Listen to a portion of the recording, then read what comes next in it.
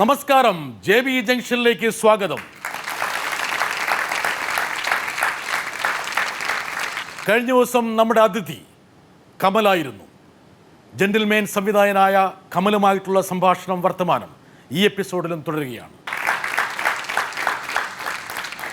അയാൾ കഥ എഴുതുകയാണ്. മുഴുനീള മദ്യപാനികൾ. അതിനും ഒരു പരിധി വരെ വേണമെങ്കിൽ അഴകിയ രാവണിൽ മമ്മൂട്ടിയെ കൈകാര്യം ചെയ്തതുപോലെ എന്നെ കൈകാര്യം ചെയ്യുകയാണോ എന്ന് വേണമെങ്കിൽ ലാലിന് സന്ദേഹിക്കാമായിരുന്നു. ലാലും മമ്മൂട്ടി ലാലും മമ്മൂട്ടി ഒന്നും അങ്ങനെ ചിന്തിക്കുന്ന ആൾക്കാരല്ല. കാരണം അവർ അതിനൊക്കെ എത്രയോ മേലെയാണ്. അവർക്ക് കഥാപാത്രങ്ങളെ വ്യക്തമായിട്ട് മനസ്സിലാക്കാൻ കഴിയുന്നവരാണ്. അതിനൊരു പ്രത്യേകത ഉണ്ട് ആ സിനിമയ്ക്ക്. അതായത് നമ്മുടെ സംവിധായകൻ സിദ്ദീഖിൻ്റെ കഥയാണ്. ആ കഥ സിദ്ദീഖ് പറഞ്ഞപ്പോൾ തന്നെ ആദ്യം ഒരു 4 സെൻറ്റൻസിലാണ് സിദ്ദീഖ് കഥ പറഞ്ഞത്. ഈ സാഗർ കോട്ടപ്പുറം എന്നുള്ള പേരടക്കമാണ് പറയുന്നത്. സത്യത്തിൽ ഞാൻ കുറേ നേരം ചിരിച്ചുപോയി. സിദ്ദീഖിൻ്റെ മുമ്പിലിരുന്ന് കുറേ നേരം ചിരിച്ചുപോയി. സാഗർ കോട്ടപ്പുറത്തിനെ അപ്പോൾ തന്നെ ഞങ്ങളുടെ മനസ്സിൽ അങ്ങനെ സങ്കല്പിക്കപ്പെട്ടു എന്നുള്ളതാണ് സത്യം. അപ്പോൾ ശ്രീനിവാസനുണ്ടായിരുന്നു. പിന്നെ ശ്രീനിയുടെ ഒരു നർമ്മബോധം, ശ്രീനി ഒരു കഥാപാത്രത്തെ ഏത് തലത്തിലേക്ക് കൊണ്ടുപോകാനുള്ള അദ്ദേഹത്തിൻ്റെ എഴുത്തിൻ്റെ ഒരു വൈഭവം, ഇതിനൊക്കെ ഉപരിയായിട്ട് ആ കഥാപാത്രത്തെക്കുറിച്ച് പറഞ്ഞു കഴിഞ്ഞപ്പോൾ മോഹൻലാൽ അത് ഉൾക്കൊണ്ട രീതി. ഒരു ഉദാഹരണം പറഞ്ഞാൽ, അതിനെ ആദ്യം അഭിനയിക്കാൻ വന്നപ്പോൾ തഹസിൽദാരെ വീടാണോ എന്ന് ചോദിക്കുന്ന ഒരു സീനുണ്ട്. അപ്പോൾ ആ സീനാണ് ഫസ്റ്റ് ഡേ ഞങ്ങൾ ഷൂട്ട് ചെയ്യുന്നത്. അപ്പോൾ ആ സീനൊക്കെ പറഞ്ഞ് മോഹൻലാൽ ആ ഗേറ്റൊക്കെ തട്ടി ഷോട്ട് എടുത്ത് കഴിഞ്ഞപ്പോൾ അന്ന് മോണിറ്ററൊന്നുമില്ല. ഇന്നത്തെ പോലെ മോണിറ്റർ വെച്ചിട്ടൊന്നുമല്ല അന്ന് സിനിമ. അപ്പോൾ നമ്മൾ ക്യാമറയുടെ പുറകിൽ നിന്നിട്ടാണ് സംവിധായകൻ ജഡ്ജ് ചെയ്യുന്നത്. ഞാനത് കണ്ടു കഴിഞ്ഞ് എനിക്ക് സത്യത്തിൽ കുറച്ച് ഓവറാണോ എന്നുള്ളത്, സത്യം തുറന്നു പറയാമല്ലോ, എനിക്ക് ഓവറാണോ എന്നുള്ളൊരു തോന്നലുണ്ടായി. ഞാൻ ശ്രീനിയോട് പറഞ്ഞില്ല, ലാല് കുറച്ച് ഓവറായിട്ട് ചെയ്തോ, മോഹൻലാൽ എന്ന് പറയുന്ന നടൻ അങ്ങനെ ചെയ്യില്ല ഒരിക്കലും.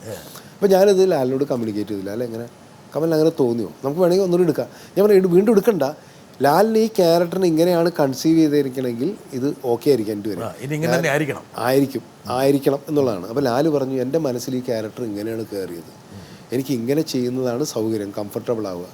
കമലിന് വേണമെന്നുണ്ടെങ്കിൽ ഞാൻ കുറച്ച് കുറക്കാം, പക്ഷേ സട്ടിലാക്കി കഴിഞ്ഞാൽ ടോട്ടൽ ക്യാരക്ടറിൽ ആ സട്ടിലിറ്റി വന്നു കഴിഞ്ഞാൽ സാഗർ കോട്ടപ്പുറം വേറൊരാളായി മാറുമോ എന്ന് മോഹൻലാൽ എൻ്റെ അടുത്ത് ചോദിച്ചു. ഫസ്റ്റ് ഷോട്ട് കഴിഞ്ഞപ്പോഴാണ് ആലോചിക്കണം. അപ്പോൾ അത്രമാത്രം സാഗർ കോട്ടപ്പുറം മറ്റൊരു കഥാപാത്രമായി മറ്റൊരാളായി മാറുമോ എന്ന് ചോദിച്ചപ്പോഴാണ് എനിക്ക് പെട്ടെന്ന് തോന്നിയത് ലാൽ എത്രമാത്രം ആ ക്യാരക്ടറിനെ കൺസീവ് ചെയ്ത് കഴിഞ്ഞു എന്നുള്ളത്. അപ്പോൾ പിന്നെ നമുക്ക് മറിച്ച് ചിന്തിക്കാൻ ആശങ്കയില്ല. അതിൻ്റെ അടുത്ത ദിവസമാണ് ആ കോളിംഗ് ബെൽ അടിക്കുന്ന ഒരു ഷോട്ടുണ്ട്. ഓർമ്മയുണ്ടാവുക, ശ്രീനിവാസൻ്റെ വീണ്ടും മുമ്പിൽ ഒരു കോളിംഗ് ബെൽ അടിച്ച് ഷോക്ക് അടിച്ചിട്ട് ലാല് വീഴുന്നത്. സത്യത്തിൽ ക്യാമറ ബാക്കിൽ നിന്ന് അപ്പോൾ ലാല് പറഞ്ഞ് റിഹേഴ്സൽ വേണ്ട, കാരണം റിഹേഴ്സൽ ഉണ്ടായി കഴിഞ്ഞാൽ എനിക്കത് നന്നായിട്ട് ചെയ്യാൻ പറ്റില്ല, ഞാനത് നമുക്ക് ടേക്ക് എടുക്കാം. ഞാൻ പറഞ്ഞു ഓക്കെ എന്ന് പറഞ്ഞു.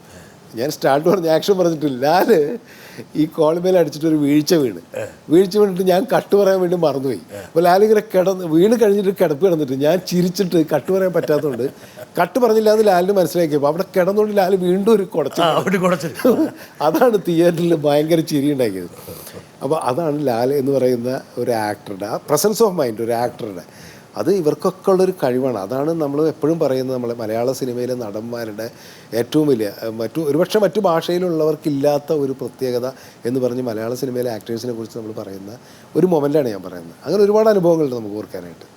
എന്തായാലും കമലിനൊരു ഭാഗ്യം കിട്ടി. അതായത് ഇവരെയൊക്കെ വെച്ച് പെരുമാറാനുള്ളൊരു സൗഭാഗ്യം. മാറി അതെ, എല്ലാ ഉരുപ്പടികളെയും കമൽ കൈകാര്യം ചെയ്യുന്നു. അതൊരു ഭാഗ്യമാണ്.